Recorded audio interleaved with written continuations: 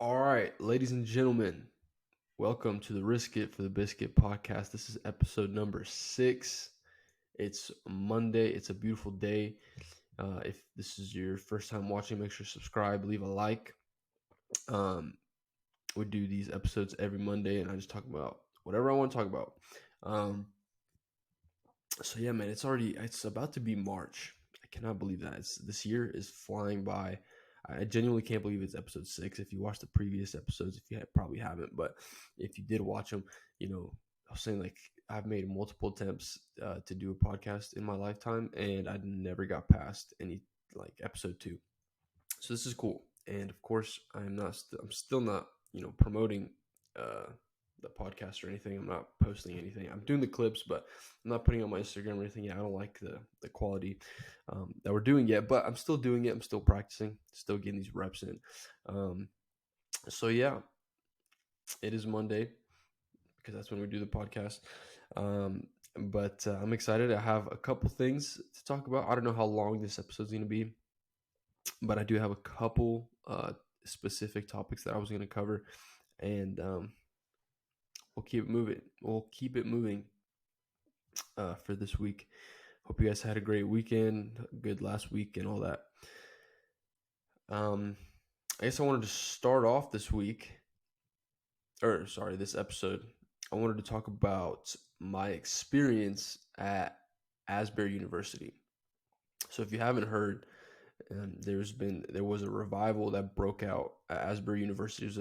It's a university in Kentucky, a small town in Kentucky, and I guess long story short, of course, you can just look this up on the internet and you can find it, and you've probably heard about it. But long story short, a group of students at this university, they have chapel every Monday, Wednesday, Friday. But a group of students on February 8th, I believe it was a Wednesday, after chapel, they just about 20 students decided just to keep worshiping and keep staying in prayer, and that kind of broke out into a 16-day long revival. Young people and other people were coming and praying and worshiping and just seeking God. And there's testimonies of just people repenting, and a lot of people receiving Jesus for the first time. So it was just an awesome event, and I had the chance. I think it was kind of a divine, I guess, orchestration to go and to attend. I Whenever I saw it happening, I was of course excited and celebrating it, and just kind of just seeing whatever I was seeing on the internet and just kind of keeping track. I had some friends and acquaintances that had the chance to go there. They were posting about it as well, so it was just awesome to see. I think whenever you see young people seeking God, there's so many other things young people do today, um, and so when you see young people just coming together seeking God, and it's an awesome thing to see. But I say it was kind of like a divine thing for me to end up there, because I didn't really, when I saw it, I didn't really like want to go. I guess not necessarily like I just didn't want to go. Um, but whenever I'm not like one of those people that, like, I have to, hop on a trend or something. Like, I just, I'm not saying that it was a trend, but I'm not like one of those people that have to, just kind of follow everything. So I didn't really have like this, crazy desire to go, but it just worked out that I was able to attend, and I just took it with a friend of mine. He really felt like we should go, and it really, like, God kind of like canceled some things and pushed some things out the way, and that's what I'm saying. It was kind of like a divine thing, I feel like, to go. And of course, I think it was a cool moment to go and to be a part of, like, as a moment in history as well. I think the Asbury 2023 revival is going to be one of those things that's talked about and written about. And um, obviously, just being a Christian growing up, and you hear stories of other revivals, like the Azusa Street revival, right? That's written in history. There's the 1970 revival, just revivals in history, and you get to read about those, and people remember those. talk about those as big moments in Christian history. And so um, I think it's cool to, hey, slight little brag, but I was there, and it's something I'll be able to tell my kids about, and I just think from that aspect as well, it was a cool thing just to be a part of. From where I'm at, it's about a 6 hour drive. It was pretty cool, just like a small little university. But I guess I'll start from the beginning. We got there. Mm, we got there Thursday. So when we decided to go, it was actually like kind of winding down, I would say. Um, they had already kind of put it. They already started kind of putting a schedule on it. I believe by like the end of the first week. At first it was just kids, and people just kind of pulling up. And I mean, I read that kids were dragging their mattresses into that Hughes auditorium. Um, it was kind of like, I guess, chaotic, but that's revival too. Like, what do you want? Um, but basically, the university started putting like a schedule on it, whatever. And when we decided to go, it was the last day, and they were only going to have like the evening service or whatever. And so I guess it worked out. But we got there around like 4:30, and the doors opened. Or no, we got there like 4. The doors opened at like 6:30 ish, and just monitoring things on social media, it looked like it was just packed out, and it was earlier before they started kind of winding things down. But we got there around 4, and it was just early. There wasn't even a line forming yet, so we didn't really know what to do. But we just figured we would walk around, check out the university, and we were kind of just walking around the campus. It was a small little campus, just a normal college campus, and we ran into a few students. Um, you just kind of got to know them, asked them, what they thought, how this whole thing was going, and they just shared with us a little bit. And I was curious, and I asked, like, are you guys like a seminary? I thought that's what Asbury was. Um, you think like a revival would break out in a place like that.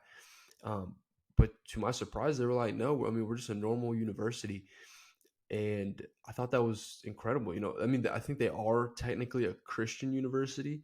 Um, I mean, of course, you can probably find this online, but um, I would describe it as like a TCU, right, or an SMU. I didn't even realize that SMU is Southern Methodist University. I just, I mean, I follow like sports. I'm used to seeing them in like the March Madness bracket or whatever. Just, you kind of think of them as like a little mid-major, but I didn't realize it was a Christian school.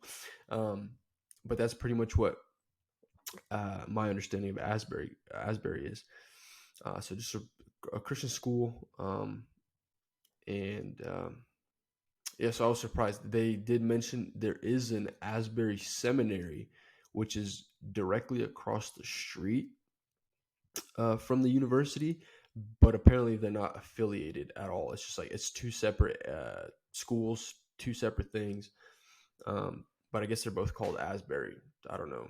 I believe the town is called Wilmore, but the school itself is Asbury. So yeah, man, pretty normal school. Um, they have sports teams that had like fields and stuff like that. But just like a pretty cool vibe, I would say. Um, so that was around 4:30 ish. Um, and I guess once we had walked around the university, uh, we got back to that Hughes auditorium, and a line was already starting to form. So we figured, let's just hop in line. And while we're in line, it was around, I think I would say like 5. Yeah, because we waited about an hour and a half. The door started opening at 6:30, so we got in line around 5. Um, it wasn't too big yet. And the interesting part is they said that it was only that last day, but some like I think they were like street preachers um showed up, and is those kind of it was those preachers, if you've probably seen them, they come like, I guess I've seen them at I went to a UGA football game. They were out there, they hold those signs, saying talking about really much about like hell and stuff like that, and they had like the speaker phone or whatever, the megaphone, and they were pretty much just screaming, to like repent, and that like the homosexuals are going to hell, and all that stuff, and yeah, the people that were there, they're like, this hasn't, they haven't been out here except for today. And I just thought it was weird.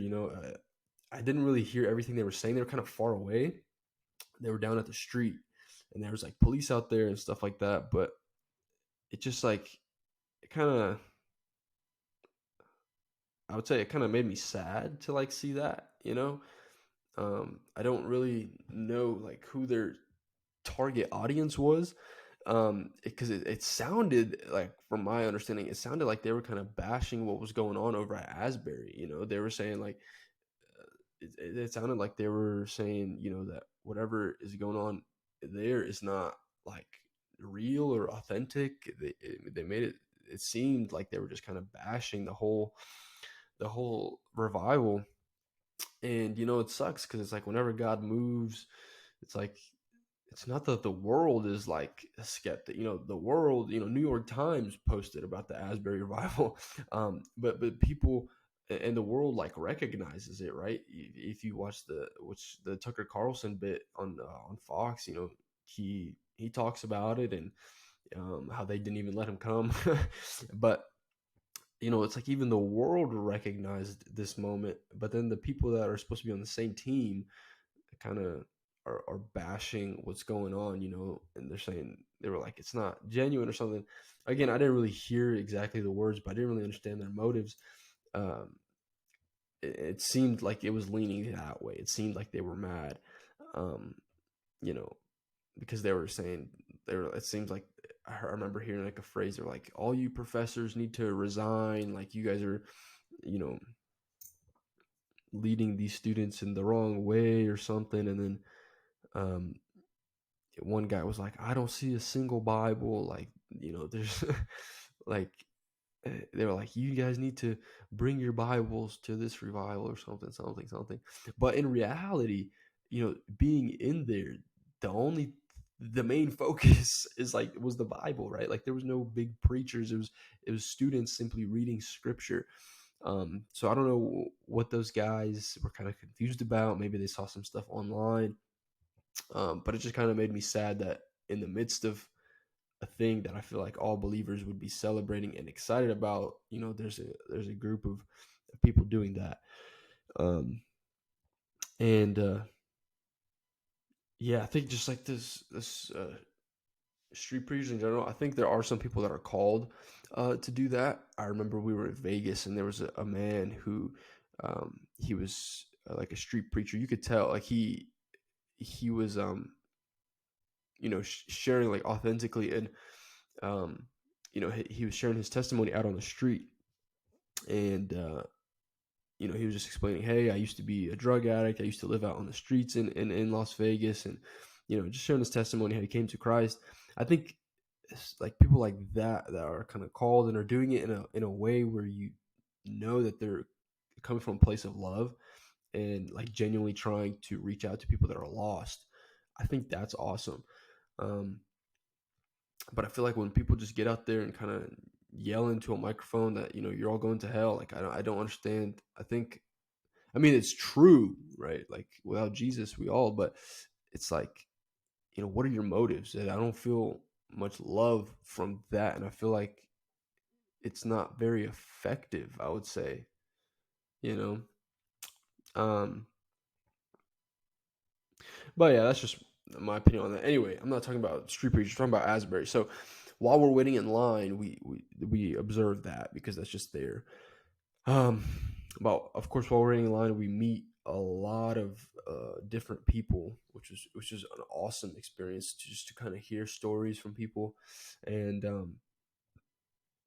yeah, there was a guy we met. He was from Ohio. I think it was his third day at Asbury. He was there just recording testimonies of people and things like that. And So he came from Ohio. There was people in front of us. I believe they came from Taiwan. They flew in from Taiwan. And I think what also, I guess in what's the word, like opposite, or like as a point to those people that are skeptics of the revival. People don't drop everything, work, obligations, family, all that stuff. People don't drop all that in a couple's days notice just to come see like a performance, right? And to travel like halfway across the world to see a performance.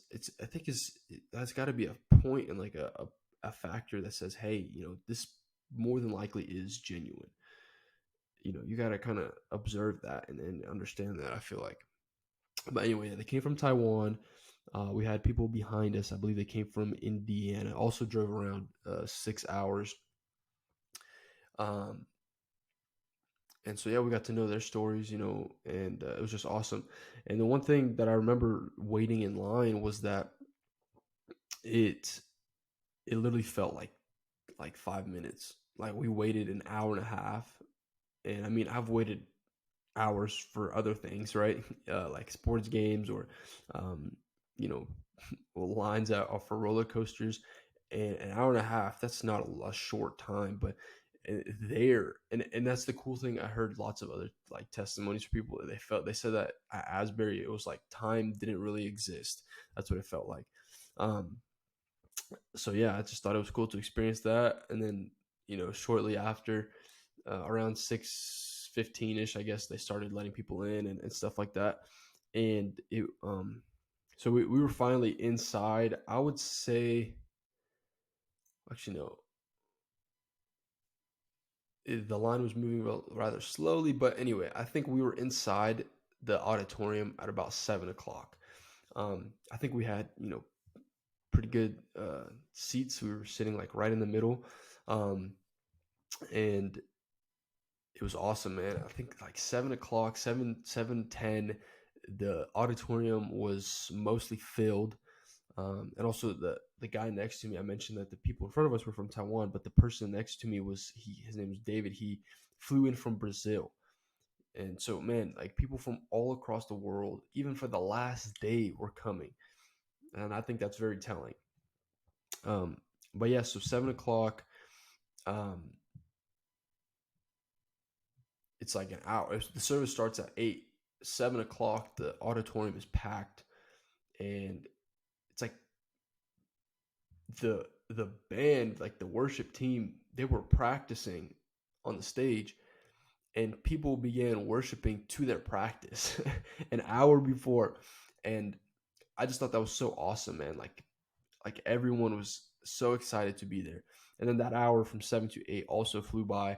And the awesome thing that I really felt, of course, I felt the presence of God 100%. God, I mean, it was 100% God. And so that was awesome. And the other thing, it was just like so authentic. Like the people that were worshiping on stage, the choir, the people around us. I took a couple moments periodically throughout the night just to kind of really like reflect and just soak in like everything around me, right? Seeing the people worship. And I just thought it was cool. I like being in moments like that and just really, appreciating it. So I did that periodically. But the thing that really like stuck out to me was just like how authentic and genuine everything was. Sometimes you go to like services or like worship nights, and it just feels like the people there are trying to kind of force something that's not there, or like they're trying to kind of like put on a performance, or you see people like jumping or dancing, and it seems like it's like for a reason, right? It seems like they have a reason behind it. But there, it was like that was just like the genuine reaction from being in the presence of God, and it didn't even feel like, it just felt so awesome. And it was cool to see. I think, yeah, it was just cool to see. Um, again, and time inside also flew by. Um, it was very, very simple. I think I was impressed with the simple. uh, there was no like big preaching. Um, they did have periodically like a few people come up. The structure was very simple. A few students would come up, read scripture. Another time, students would come up, share testimonies. I guess it being the last night combined with the collegiate night of prayer, there were some more speakers, I would say, than usual, but it was nothing that like interrupted what God. It was like all very simple, very flow, very, very awesome. Um, there was also times where they encouraged us to kind of gather and pray with one another, and I thought that was awesome as well. Just to kind of get in groups and pray. It was very, very cool, and man, overall, just an incredible time, incredible experience. We're used to. I feel like in church, people come up and there's like introduction and like a big moment, but there, people didn't even, mention their names. They just simply, shared testimonies, read the scriptures. Very, very, very simple, very powerful, and I didn't even realize it, but there was a lady. Um, she was not one of the one of the people that started out the worship, but she ended up being on stage at a certain point. And I mean, I didn't really like recognize her, but apparently she was from Upper Room. And I didn't notice that, but there was no mention of that either. Nobody mentioned that she was from Upper Room. There was no highlight on that. It was all about Jesus, and I thought that was awesome. A lot of the emphasis, I think I don't know if he was like a president of the school, but he was a representative of the school, an older man. He said, we didn't plan this. There was no marketing campaign for this. There was no, anything. And so, I mean, it was like a nameless, faceless movement all about Jesus, and I thought that was incredible. Overall, the experience was awesome, 10 out of 10. And not only was it awesome, but it very much so like encouraged me and excited me for what's going to happen in the future. I really believe, and of course, at times like this, everyone says, oh, it's just the beginning, but I really do think it's just the beginning. And the next, 6, 12, 24 months, it's going to be awesome what I feel like God is going to do. I think it's not because of a person or I guess, event, but it's just the season that we're in the world. And if you look throughout history, every time there was, dark, rough periods of history, God and poured His Spirit out, and there was revival. And I think that's just the season we're in. It's just the season we're in. I think people have been praying for this, and I think this is just the beginning, like I said. But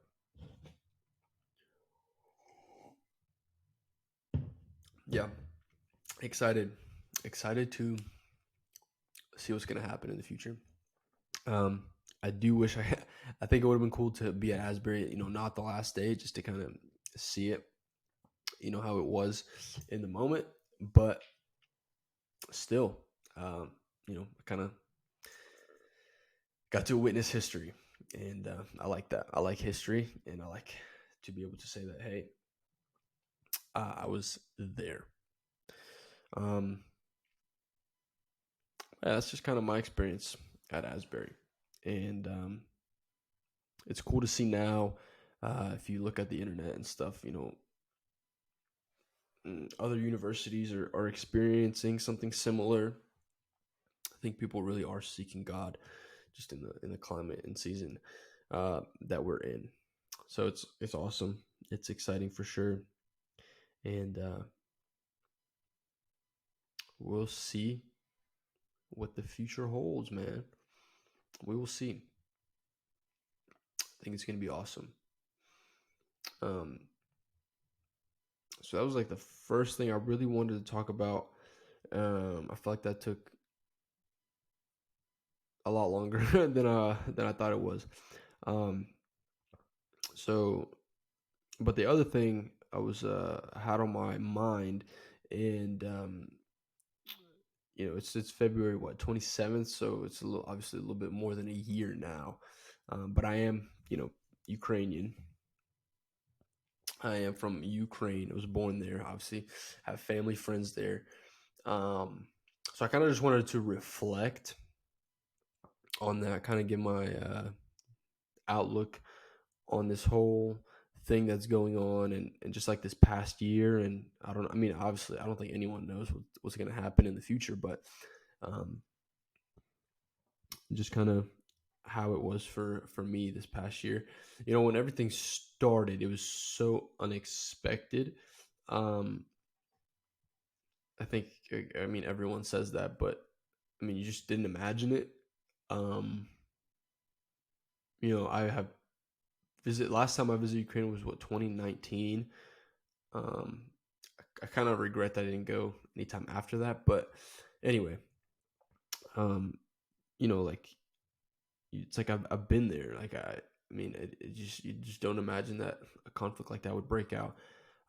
It was very, very stressful. The first, like, I mean, the first couple months really, but those first initial days, I mean, I didn't sleep. Um, just on Twitter pretty much the whole time, um, looking at like the news and everything. And it obviously, I don't think it was the best way to react to it, but that's just the way it was. You know, um, uh, in my life, I've been pretty fortunate. I would say I haven't lost that many people that are like genuinely close to me. I've lost a few, but I really haven't lost that many people. Um, Yet, of course, because we all have a time, but um, I haven't. Yeah, and so when the invasion happened, right, and you're seeing all those videos like Kiev's gonna fall, Russia is gonna take 3 days, especially in like that first 24 48 hours. I mean, in your mind, it's like you lose hundreds plus of friends and family like in one moment, and I don't know how to describe that. I don't know how to really um, put it into words, but to say it was overwhelming was an extreme understatement. um, it was very, very scary. I mean, just imagine, like, you could never see, hundreds of people, you'll never see them again. That's just like immediately where um, my mind went. But then, of course, as things went on, it got better. But it was just like a very anxious and overwhelming moment. I was honestly surprised at myself for not like dropping out of school and, just not kind of quitting on everything and continuing with, my day to day and whatnot. Um, not like continuing, but just, not completely dropping everything and just kind of, going like into like a real big like depression or depressive like mindset, um because it was honestly very difficult. And but yeah, praise God for that. um and then throughout the year, it was interesting to kind of observe. um I sit on the internet. I'm on the internet, I'm on Twitter, I'm on Instagram. I'm interested in like the climate of the world, like what people are thinking. I like observing and stuff like that. And so it was really interesting, to see like people go from supporting Ukraine and like the in the months and whatnot, and to if you do support Ukraine, you are the bad guy pretty much. And for me, you know, I don't really get necessarily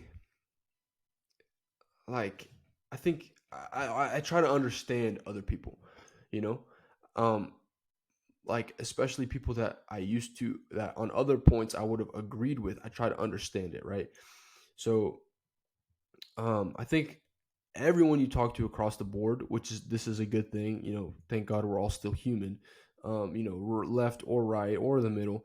Everyone, of course, feels very, very uh, just horrible for the people involved. And of course, I am pro Ukraine 100%.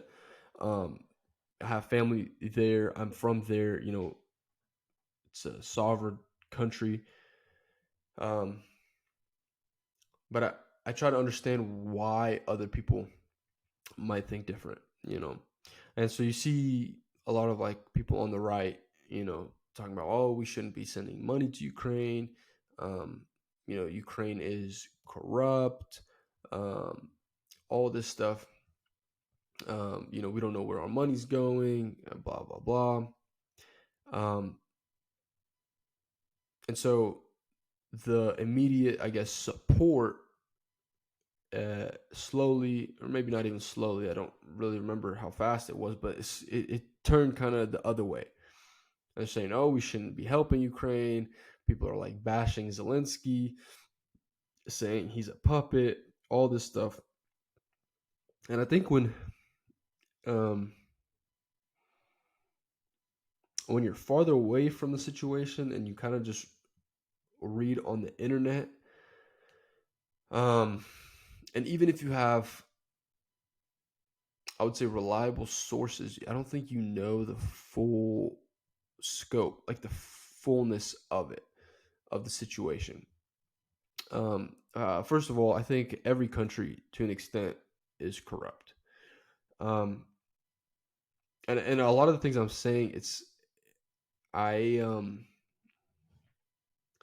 I get the information and the understanding of this from my family, um, and my parents and my parents' friends, some of which are um I don't know how to say this without being like, I guess, arrogant, but they're fairly well connected people, even in the government. Like they not that they're in politics in Ukraine, but they're very well connected with people there, and so they know a little bit more, I would say, than just a commentator. Like, and specifically in my mind, I'm thinking, like a Candace Owens, like a who is his what's his name, Crowder, right? Just a right wing, or Carlson. Carlson is this the insane part. He's literally speaking like Russian propaganda, which is insane. Um, I think one of the people who I listened to, and I was like, okay, respect. I don't agree with everything he said, but I respect the way he said it, and his viewpoint on it was Ben Shapiro. I think he laid it out, for the most part, pretty accurately. But anyway, all these right wing people say, "Oh, Ukraine's corrupt. There's corruption. There's corruption everywhere." American politicians are corrupt. It's just more, officially corrupt. Um, and being from Ukraine, like living here, having family there, I think growing up, this is just like my recall. Yeah, Ukraine was corrupt. I remember we went. I think it was like I was like 10 years old or something, right? We get pulled over. Um, I don't remember what it was for. And my dad just steps out the car with the police officer. They go to the back. They have a little conversation. Um, we get back in the car and we're good to go. My dad's like, "Yeah, I just gave him $20." There was corruption in Ukraine. Okay. But you officially, like, since the independence, I think after the fall of the Soviet Union, since then there was a lot of corruption, a lot of stealing going on, a lot of oligarchs like stole stuff. Right, there was a lot of corruption. I agree, but the people of Ukraine are have always been a people that wanted like legitimacy. They didn't want this corruption. Um, there was a lot of like revolutions since its independence. You can go back and just study the history, like the Orange Revolution, the Maidan, the 2014 Maidan. These commentators. It's just so frustrating that you're saying, it was a coup set up by the United States, and people are so confidently saying that. And I mean, it's just, I just don't, it's not the case, man. It's just not the case. It wasn't. I mean, it hurts my brain because, like, I feel like I'm more on the inside of the situation, and I just know like the little details that, and I don't. It's just not a coup. You know what I mean? It just can't be that. Um, if the American, because see, the Ukrainian people have always wanted to remove corruption from politics, and they always, for the most part, wanted to join the West. In 2014, what was the guy's name? I had it pulled up here. Yanukovych, right? Uh, that president, from my understanding, this is from a parent's friend source, right? So a person that was there, and also my parents were at Maidan. They were in Ukraine at the time. They were there. They because we were supposed to move to Ukraine in 2014 um, for ministry, and I was going to finish school there. But anyway, Maidan. You see, the Ukrainian people. Part of the reason why it happened, this overthrow of that president, was because the Ukrainian people are people that they they want freedom, they want a good government, and whenever injustice happens, they genuinely go out and protest, and they show up in masses, and this was no different. Um, 2014, Yanukovych, Ukraine was going to make steps and pretty much sign to join either. Again, I don't remember exactly. It was either NATO or the EU. Um, they were going to pretty much join the West. He said 2 days before he gets ready to sign the papers, Yanukovych, um, Russia pretty much bribes him, or under the table gives him, I believe it was 15 billion, or they're supposed to go to Ukraine, but I get the corruption. Anyway, he gets it, and of course the people are mad. And the significant part, they said, was it was the young people that came out to Maidan, college age students, high school age students. They came out. They were protesting. They were protesting. I believe they were protesting like a week or a couple days, whatever. Yanukovych gets angry and gives a order to, kind of, okay, they protested, whatever. Let's get them out of here. The police start pretty much, tear gassing, kind of trying to get chaos and just to disrupt everything that's going on. And again, the Ukrainian people, they don't mess around like that. So it was kids. They're pretty much fighting kids.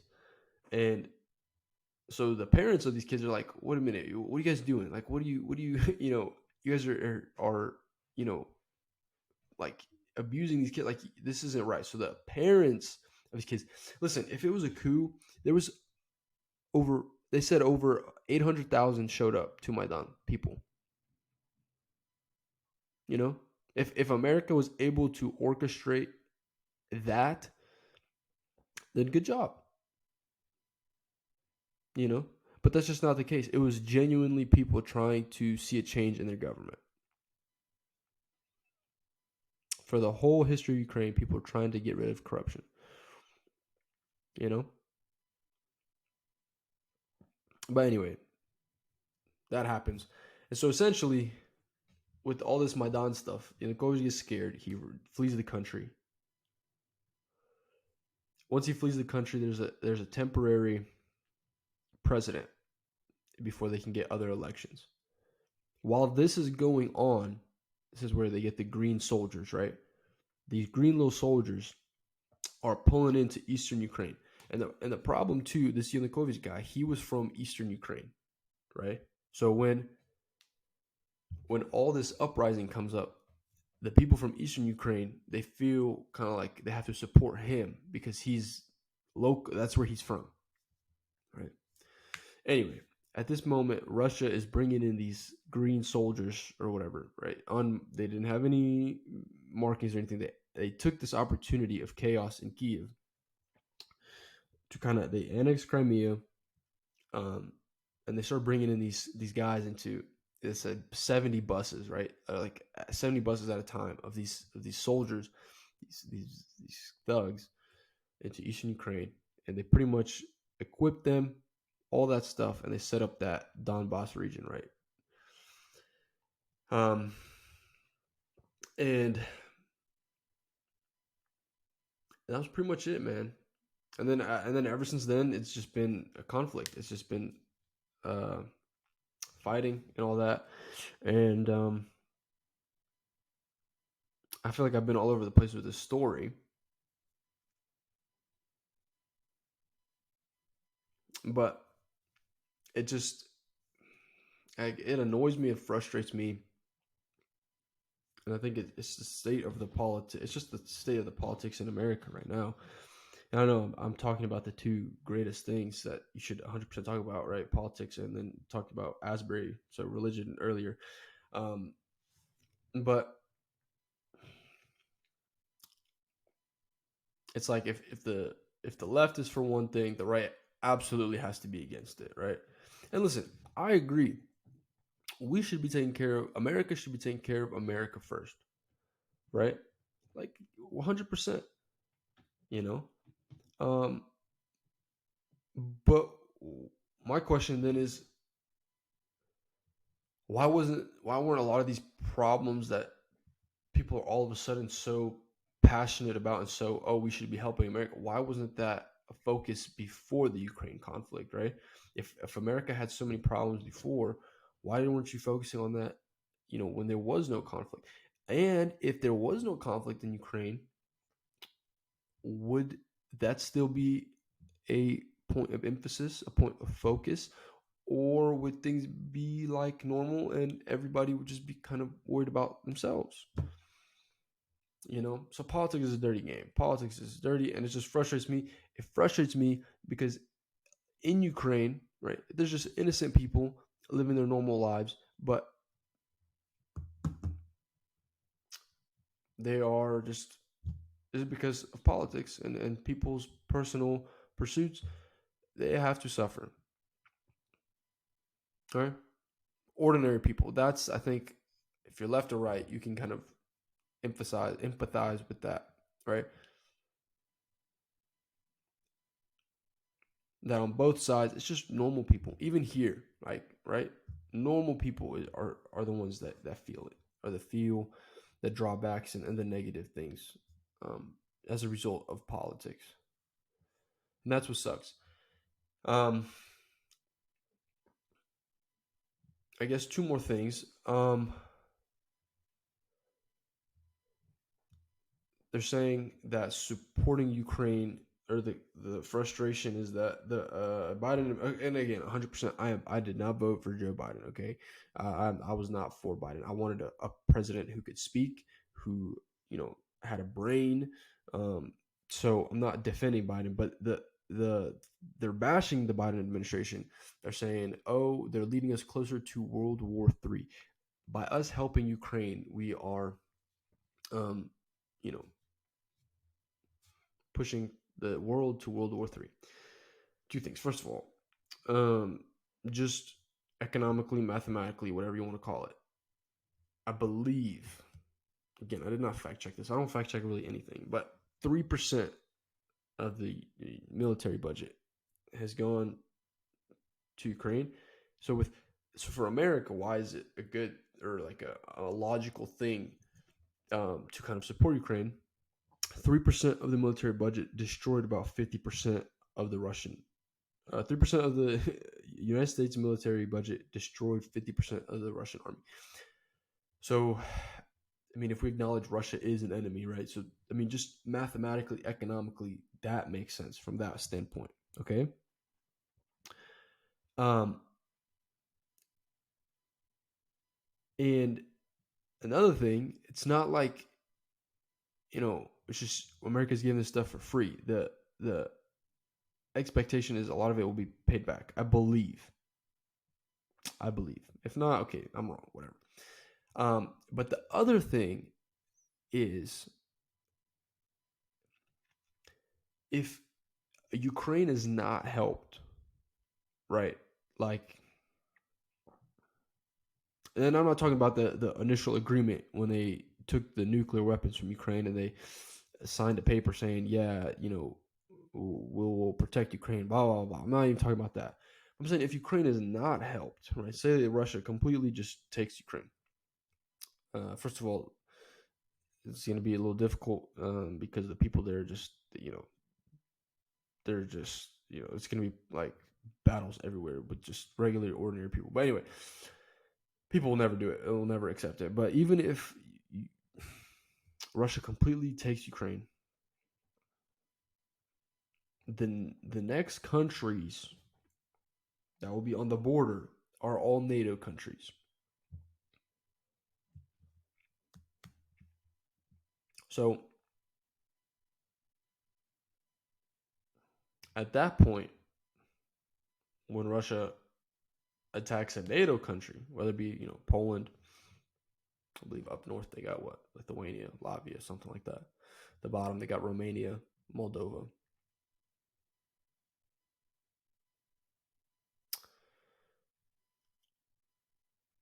Once that happens, then it's inevitably World War III anyway. That's just how I see it. Maybe I'm wrong. Maybe I don't know what I'm talking about. I probably don't. I probably shouldn't be talking about stuff like this. But I'm Ukrainian. Just felt like I had to say it. So it's like either way, it's not a good situation. It's a evil, crappy situation. And yeah, I think also people, bashing Zelensky. Another point. And I know this just from my personal understanding. My parents, whenever Zelensky came to power, like when he was elected as president, the expectation and the hope, the genuine hope, was that he would help bring corruption to an end in the country.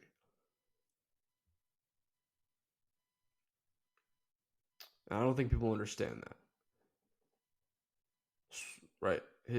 I think his party is translated "Party of the People." Um, that was the hope. He began, you know, he began taking steps towards legitimizing everything. He wanted business to come to Ukraine. He wanted to do these things, and I think it's being like kind of um,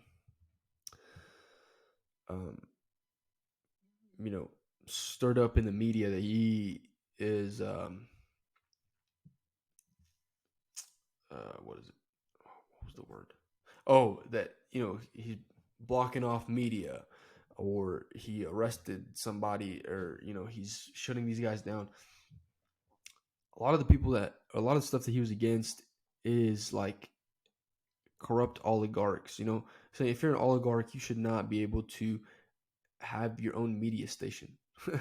Right? That's kind of what we're struggling with here in America, right? The media companies are owned by like 6 companies, and that's it. It's an oligarchy, essentially, right?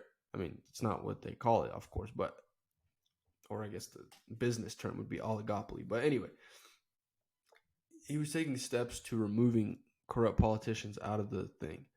You know, they're trying to spin it like the right is saying he's authoritarian, blah blah blah blah. It's not democracy, blah blah blah blah.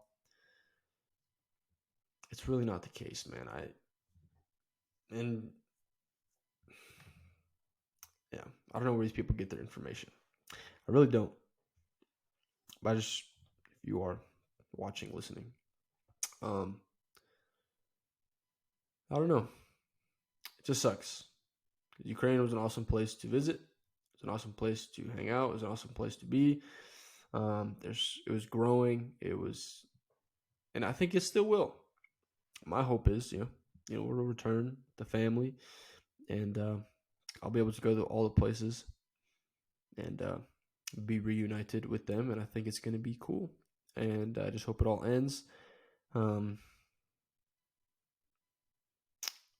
Sucks.